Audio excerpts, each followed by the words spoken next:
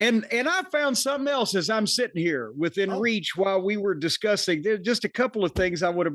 My files need to be refiled because I should have found this for the Dark Side of the Ring. I found a Christmas card from Eddie Gilbert.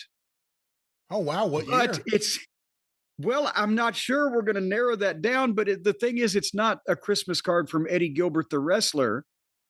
It's not an actual greeting card format. It's the old deal where they would take, like at the drugstore when you got your film developed, they'd take your picture and they'd put like a little Merry Christmas greeting at the bottom. So it's a 3.5 by 5 picture of Eddie as a ringside photographer posing in front of the ring in Memphis with the red, white, and blue ropes.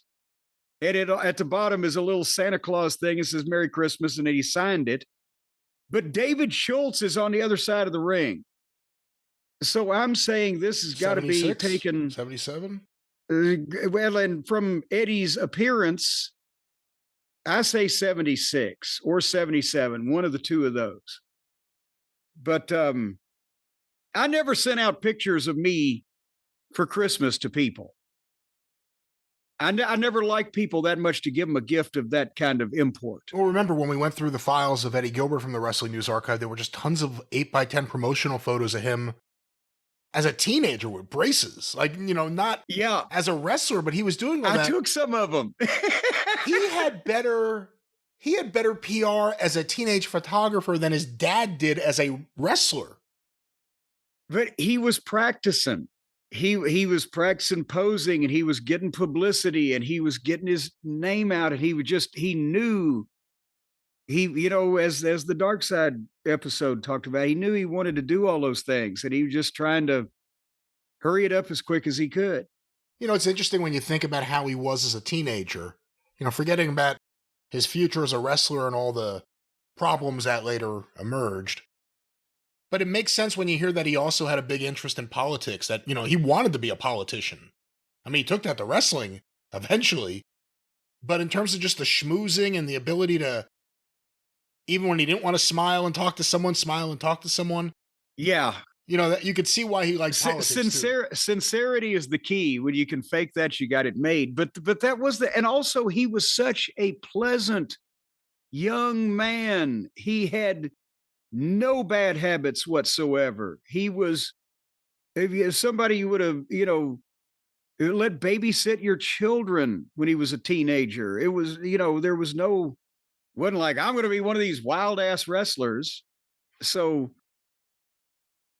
was it wrestling, or was it wrestling in 1983 for the WWF? You think that? I mean, obviously the accident caused a lot of things that would last throughout the rest of his life in terms of things he would try to do to feel okay. He had his accident was really, really bad. But in terms of who he was working with. The question you're trying to beat around and ask is, would he have fallen into the trap that so many of the other guys do if he hadn't already had a significant fucking hill to climb to get past the accident, the pain, et cetera, et cetera? From the Eddie that I knew as a teenager, I don't think so. And I think the other problem that he had with wanting it too quick and not having the patience, and, because I think I said when we talked about the Dark Side episode, I would blow up at the boss too if I was a booker or, that type of thing, but it would take me so much longer. And I would try to figure out another way around it first. Whereas Eddie's came quicker.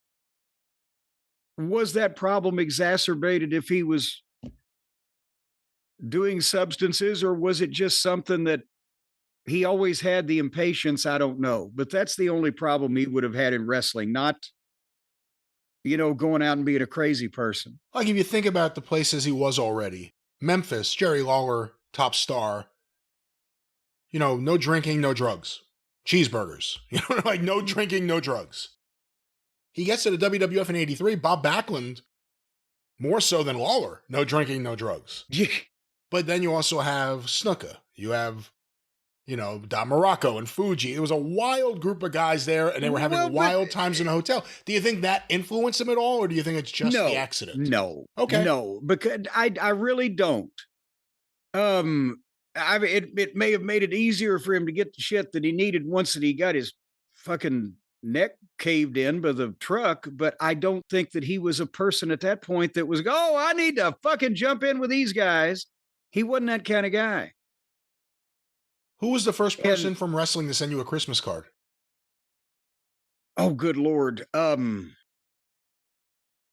He'd be up there or down there or back there, wherever early on.